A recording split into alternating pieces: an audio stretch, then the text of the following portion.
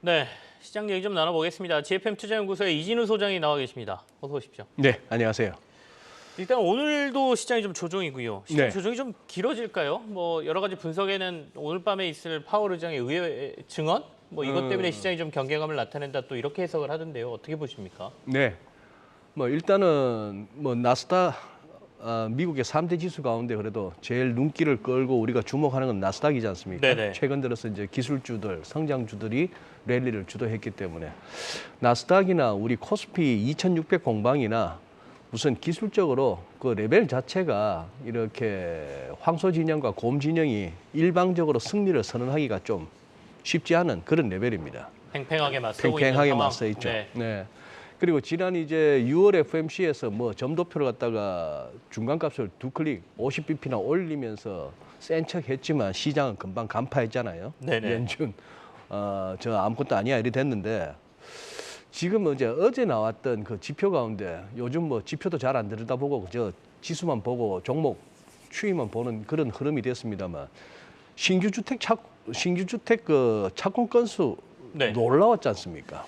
그러게요. 주택 쪽은 미국이 약간 볕이 드는 모습이 확실히 좀 보이는 네. 것 같기도 합니다. 그게 이제 우선 이코노미스트들이 전혀 예상하지 못했던 네. 상단으로 아주 뭐 익스트림 서프라이즈였죠. 그렇게 되면은 이제 생각할 수 있는 게 뭐 경기 좋아, 경기 침체 없어라는 것도 있겠는데 이게 이제 오늘하고 내일 이틀에 걸친 파월 의장의 증언을 앞두고 이제 반기 보고를 앞두고 의회에서 약간 연준이 파월 의장이 불편할 수 있는 거죠. 무슨 말씀인가 하면은 그동안 500bp나 금리를 올렸는데 네. 뭐 달라진 게 없는 거예요. 그러면 조금 이렇게 이제 자 그렇게 되면 이제 뭐 저렇게 집 짓는다고 뚝딱뚝딱 거린다면 이제 사람 써야 되겠죠. 또 임금 오르겠죠. 뭐 그런 식으로 해서 경기 측면에서는 나쁘지 않겠습니다만 이제 인플레라는 측면에서는 또 그거 하죠. 그래서 이제 조금 한데 직관적으로 이렇게 한번 보시면 되겠습니다. 나스닥 보시죠. 나스닥 보시면 우선 뭐 저만 이러고 끊는 게 아니고 지수들이 이런 데 와서 조심한다는 얘기는 모든 시장 플레이어들이 이런 어떤 기술적 레벨을 갖다가 의식하고 움직인다는 걸 보시죠. 즉 나스닥이 작년에 하락폭, 이 하락 파동에 대해서 되돌려 가지고 딱 여기서 지금 이제 61.8%라고 하는 기술적 반등의 맥시까지 온 겁니다. 이제 S&P 500은 살짝 올랐었습니다. 네. S&P 500은 살짝 올랐었는데 나스닥은 이런 상황 하에서 또 이 이동평균선 간의 위치를 보시면은 최근에 단기 급등으로 인해서 이 이격도가 좀 벌어져서 부담스럽단 말이죠. 부담스러운 가운데에 이제 어제 같은 경우도 장중 한 1% 가까운 하락이 나스닥이 장중에 또 플러스까지 돌았다가 약보합으로 마쳤는데 이 두 개가 살려줬습니다. 엔비디아하고 테슬라가. 네. 예, 그런 상황이고 테슬라는 뭐 5.34%네요. 메타 같은 거 이런 것들이 이제 몇 개 올랐고 나머지는 죄다. 이런 식입니다. 자, 지금 금년 들어서 다우지수가 금년 들어서 어제까지 아래쪽 먼저 보시면은 2.77% 올랐네요. 다우는.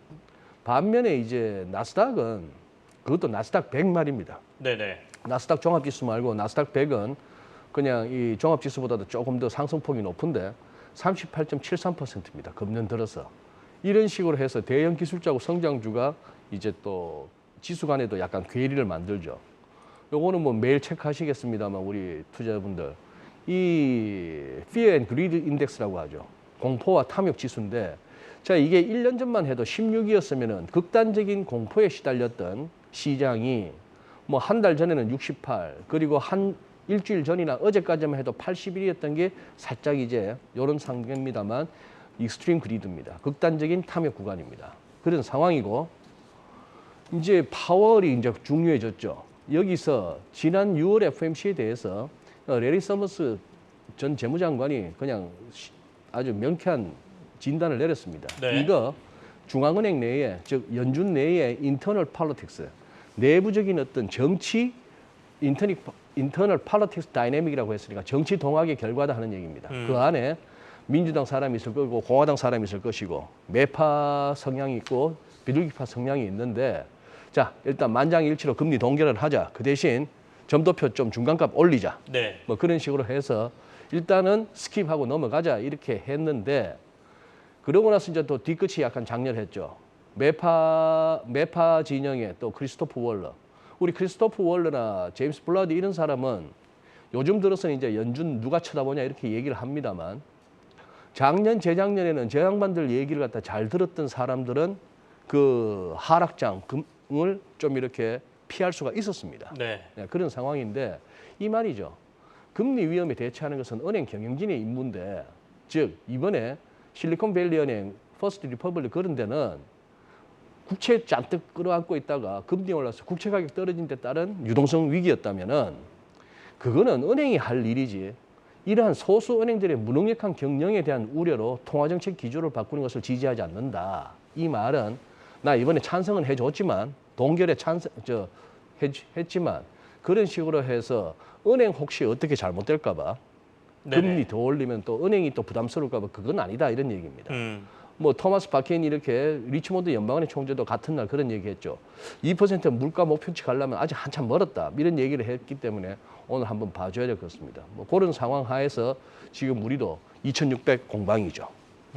국내 시장도 그럼 좀 차트 통해서 좀 볼까요? 예. 2,600선의 의미가 뭐 큽니까? 2,600선이 아무래도 네. 쉽지는 않은 구간인 것은 한 21선 정도 걸려 있어서 그런가요? 21선도 걸려 있는데 네네. 데일리로 봤을 때는 21선입니다만 큰 그림으로 보셨을 때 이렇잖아요.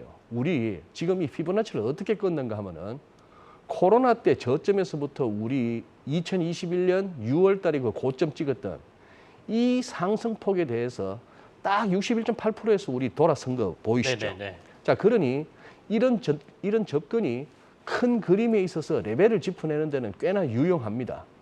꽤나 유용한 이유는 아주 수십 년 전에 뭐 한 100년 전쯤에 엘리어트라는 사람이 발견을 해낸 그냥 시장 내에 사람들이 모여서 만들어내는 하나의 현상이지만 네네. 요즘 들어서 더 잘 맞는 거는 모두가 여기에 입각해서 진입과 청산을 결정하기 때문인데 이렇게 해서 돌았는데 오기 전에 말이죠. 요 38.2%라는 레벨 2,600에서 우리 얼마나 머물렀습니까? 기억나시지 않습니까? 네네. 이때 우리 조정 끝났다 하면서 여기서 또 이렇게 물타기가 됐던 신규 매수가 됐건 들어가자 해서 또 이 구간 때문에 우리가 지금 어떻게 보면은 단가가 나빠진 거 아니에요. 네. 이렇게 그냥 계속 들고 계신 분들이라면은 그런 차원인데 여기서 이제 그래서 이 2,600의 의미가 조금 그한 가운데 약간 뭐 위클리로도 과매수 국면이다 할 수 있는 거고 요것도 보시죠. 뭐 필라델피아 반도체 지수하고 삼성전자하고 한번 겹쳐봅니다. 그러면 우리는 사실상 2020년 초부터 팬데믹이 왔던 코로나 닥쳤던 2020년 초부터 해서 지금까지인데 쿵 하고 나서 왔는데 사실 우리 삼성전자는 2021년 1년 만에 꼭지 찍고 흘러내리기 시작했고 필라델피아 반도체 지수는 더 갔습니다. 네. 더 갔는 이런 상황이었죠. 더 갔다가 그 이후에는 거의 같은 흐름이죠. 같은 흐름인데 미국보다는 조금 속도가 좀 덜합니다. 이거는 마찬가지예요. 하이닉스도 우리가 먼저 꺾였고 필라델피아는 한 번 더 갔고 이런 상황 하에서 최근 들어서 하이닉스는 굉장히 탄력 있게 네네. 올라가고 있는 그런 중인데 지수 측면에서만 보자면 지수 중요하지 않은 거 압니다.